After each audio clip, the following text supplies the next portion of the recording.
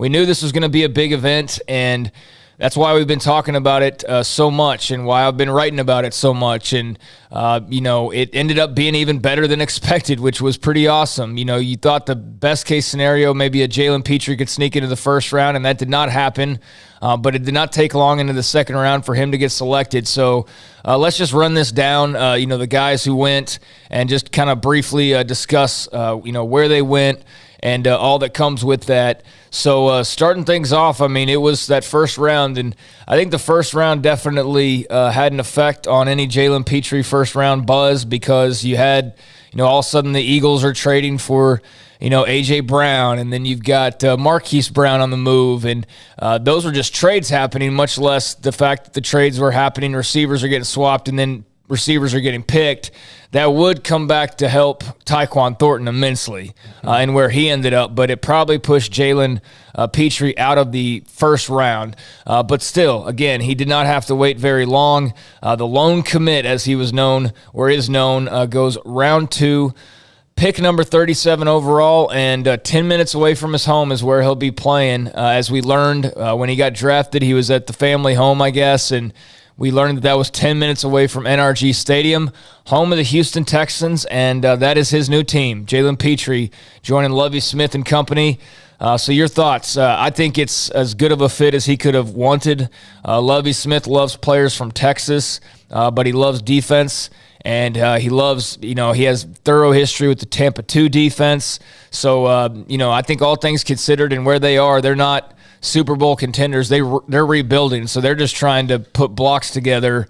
And I think Jalen Petrie's a pretty good foundational piece for them. Yeah, and he'll get to come in and play right away. I feel like for that team, they're definitely going to want to see what they have with Jalen Petrie, what he's going to excel at, what he can do really well. And I'm so curious to see what he does on an NFL field, because, what we saw last year was just something crazy, something special what he put on film. And I think he's going to be a very nice player for them. He's definitely going to come in and be a culture guy as well, which for a young team is extremely important and extremely underrated, because some teams in the NFL, man, they build things the wrong way with the wrong guys. And I think with Petrie, they're getting a great guy who's going to come in, work his tail off, and push others to be really good as well. So I love the landing spot. Obviously, the fact that he's going to stay in Texas is really cool. And I think in general, he's going to get plenty of opportunities to show what he can do at the next level, which is going to be very, very nice for him, I think.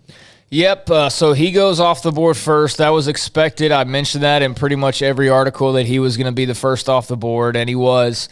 But then after that, it was a little bit of a surprise, quite frankly. I thought that we might be waiting until late round 2 and probably even round 3 to hear the next pick.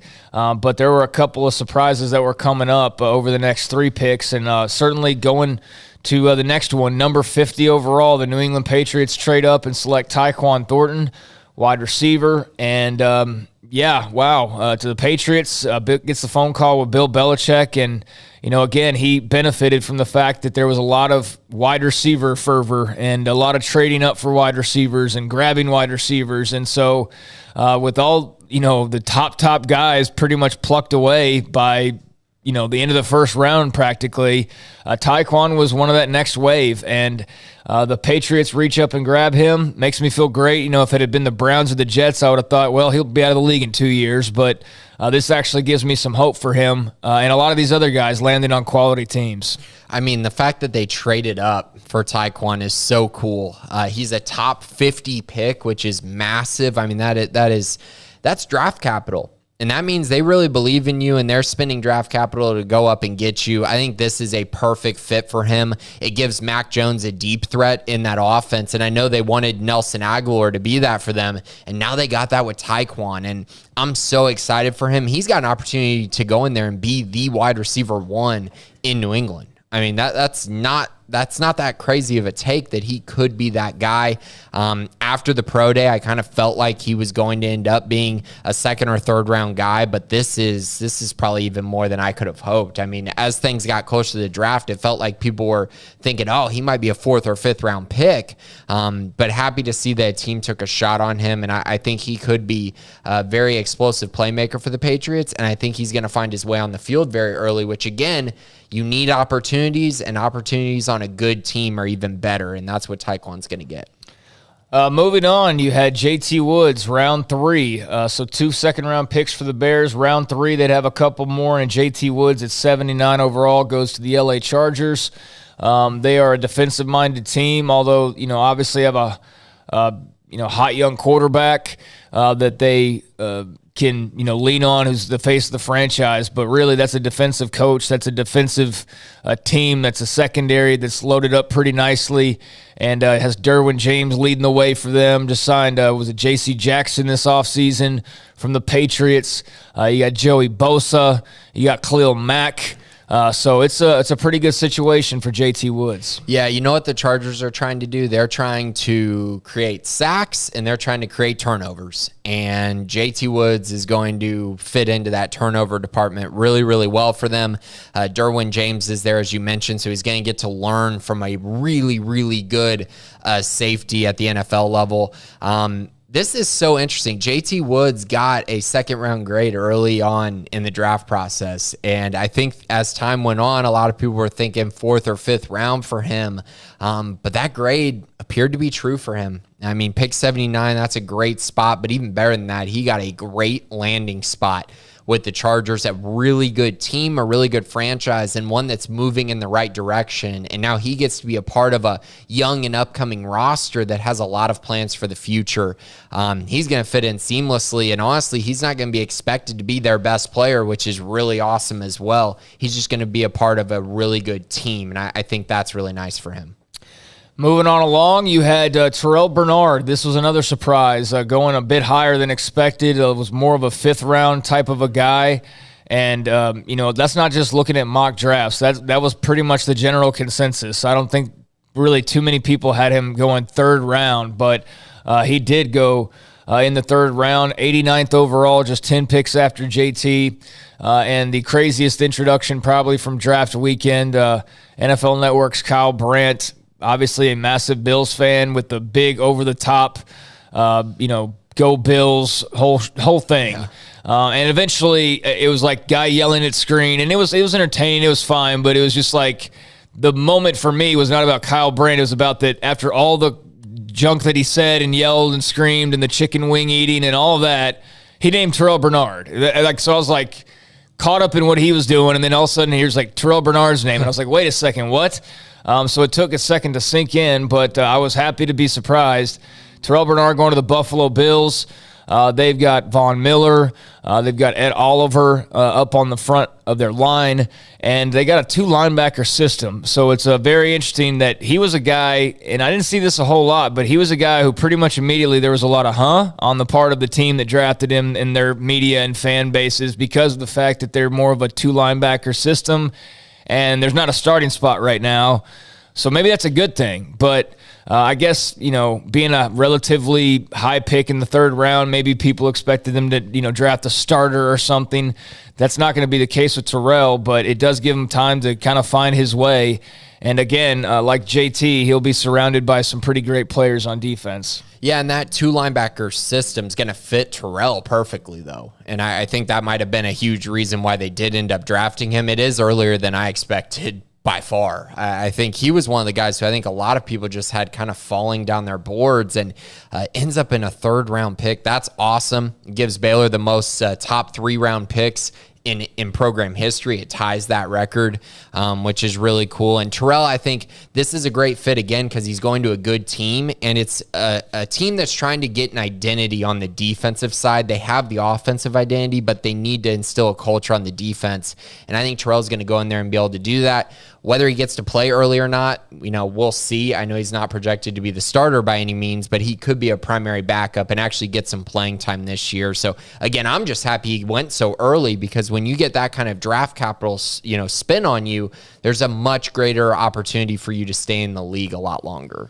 Well, I will agree with a lot of what you said there. I will disagree slightly on one thing. I mean, the Bills do have a pretty good defense. I think people forget the Chiefs game or think of the Chiefs game and go, "Oh, well, that's Buffalo. They're not able to stop anybody." But they're top 4 total defense last year, number 1 in some categories. So I think maybe the opinion gets skewed because of that Chiefs game, and how wild and crazy that was. You're like, oh, they got Josh Allen and they can score, but they can't stop anybody. You know what I mean? But yeah, I think they also kind of looked at that Patriots game earlier in the year where they got ran over and decided like, hey, we just lost to a team that threw for 9 yards. Maybe we need to figure out a way to get more physical. And they're a good team. Don't get me wrong, but everyone can improve, right? And so maybe that was an area they were like, hey, we need to get a little more physical for these games, maybe later on, especially when you're playing in the snow like they do very often. Yeah, well, he should be a nice piece. They got good offense with Josh Allen, Stephon Diggs, and they've got a pretty stinking good defense, but they just have had a couple of games that were costly where maybe they didn't perform up to task, but they're good, and Terrell's going to have to work to find playing time. That's another defensive-minded group that has a pretty sturdy head coach, and I think will be very beneficial, unlike, some of these guys who were getting drafted 5 or 6 years ago who were going to just teams who had no direction, no postseason hopes. That was a little bit of a difference with this year's group. 2 more to go, almost done, but it was that kind of weekend where this was record-breaking.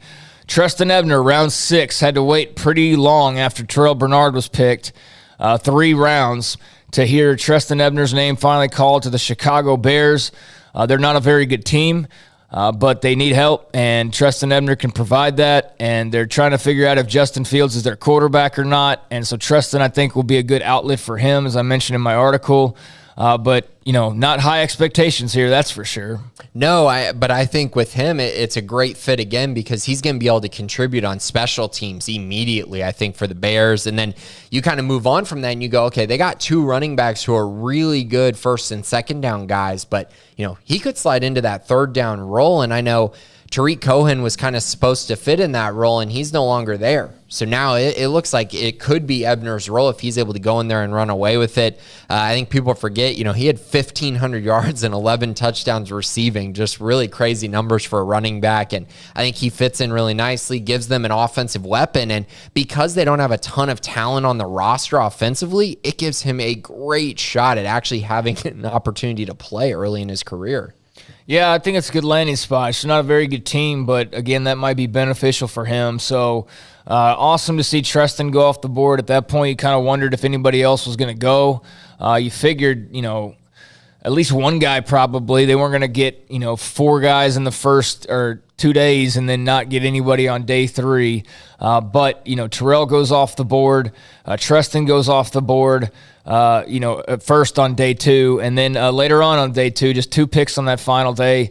Kalen Barnes reunites with Matt Rule and Phil Snow and Evan Cooper and all those guys in Carolina. Round 7, pick 242. You thought that, and a lot of people thought that the NFL Combine, just the pure athleticism that was confirmed, not that it was news to anybody that he was fast. If anybody just was learning that Kalen Barnes was fast at the Combine and they did absolutely no research on him, that was basically the one thing people did know about him. What they questioned was pretty much everything else. And, I think that's what came into play here was the speed was great, but there's also a lot of other questions about just his development and where he is. So I don't think you could have asked for a better situation. I mean, drafted higher, sure, but going to Carolina where those guys know him in and out and know what his capabilities are, but also kind of know his mindset and things of that nature, I think that should be beneficial. And, they're not going to throw him to the wolves and put him on an island by himself. He'll have some time to develop. Just hopefully he gets a bit of time to develop because, there is a little bit of pressure building there in Carolina right now. So he gets to go join up with Bravion Roy and Sam Tecklenburg and those guys as well for the time being. And good for Kalen to hear his name called. Yeah, and this is kind of where you and I thought he was going to go initially in the draft process. I think we were like, okay, probably round 6 or 7 or undrafted is kind of where we were at. And then as time progressed after the Combine and stuff in Pro Day, people were kind of talking about him as like a riser, and that didn't happen. So he falls to round 7, like you said. I mean, Carolina, they know who he is. They know what he can turn into. They know him better than anyone else. So why not go there and give yourself an opportunity in that defense? And with Phil Snow, those guys. I think it'll be a nice fit for him just to kind of figure it out in the league with guys he's comfortable with. Yeah, I thought maybe somebody, I mean, you look at some of the guys getting drafted in like the last couple of rounds, and it's like, come on, dude. Yeah. Like, I mean, like guard from North Dakota Central, and you're like, he's playing like JUCO ball on his film, and you're like, come on. So, yeah, there's thoughts that, okay, would I rather have this guy who doesn't even look athletic and played against like basically lower level high school competition, or do I want the kid who can run the 4.2? You know what I mean? And that's where I think some of the thinking was coming in on Kalen is like, yeah, he's rough, underdeveloped a little bit, but you can't like work hard and get as fast as he is. Like you can work as hard as you want. You're never going to be as fast as Kalen Barnes. And so I thought maybe somebody, and then some of the other draft analyst thoughts were, that might tempt somebody to get him, in the 6th round or something like that. But regardless, he goes in the 7th. Didn't know if he was going to get picked or not at that point, and so it was cool to see his name come off the board and to Carolina as well. And then I waited with bated breath to hear one more name called, and it was not. That was it. 6 picks for Baylor's NFL draft in 2021, and there was a big shocker that didn't go and get drafted, and that was Abram Smith when all was said and done. So he didn't get drafted, but he did kick off the undrafted free agent party as there was, 5 more players that were all able to sign deals. But Abram was obviously the most high-profile one. 10 minutes, after the draft was over, ink was already drying basically on his agreement with the New Orleans Saints as an undrafted free agent. And as we learned, various reports out there, Abram getting a very nice payday for signing undrafted, $222,000 guaranteed. $207 guaranteed base salary, and a $15,000 signing bonus. So I would imagine that was a nice little boost to the Smith family's finances, and will be to come. And I think he's got a chance to find some playing time there. Yeah, I do as well. I actually think this is one of those situations where you kind of prefer not getting drafted. And that's just the facts. I think Kalen and Treston have bragging rights, but I would rather be the bank account of Abram Smith. Right, exactly. And I mean, Ebner's landing spot is fine, but it's not like the Saints. I mean, you look at the Saints, Alvin Kamara might not even be able to play at the beginning of the year due to his legal situation. We'll see what happens there. And then Abram Smith might be the 2nd running back on the depth chart. I mean, that's realistic. I think Tony Jones is the other running back there who I think Abram's going to beat out immediately. And then you have Mark Ingram, and that's it. I mean, it's a great situation. I think he's going to make that roster, and I think of all the landing spots, this is one of the better ones. A team that really wants to run the ball, a team that he fits their scheme as that power back next to Alvin Kamara potentially at some point. And I think he wasn't drafted probably because of the injury history.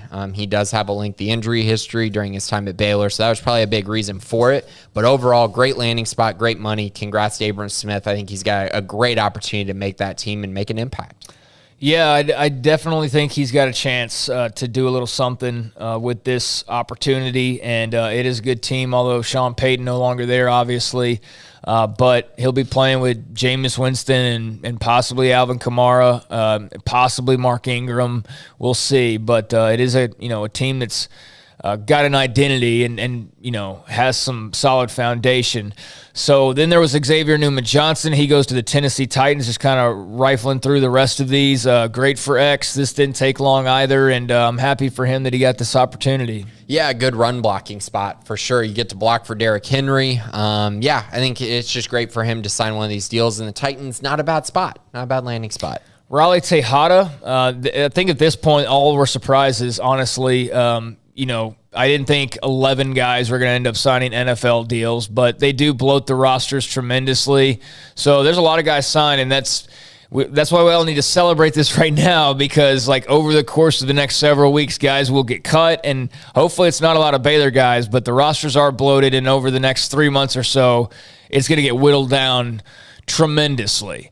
So this is when the work begins, but you got to have the opportunity. And so for these 3 guys, I was just thrilled to see them get opportunities. Raleigh Tejada with the Packers, Jaron McVay with the LA Rams, and then Drew Estrada was kind of a straggler. It's like the last one in the door, thought it was all over, and then all of a sudden, boom, here's Drew Estrada signing a deal with the Houston Texans. So yeah,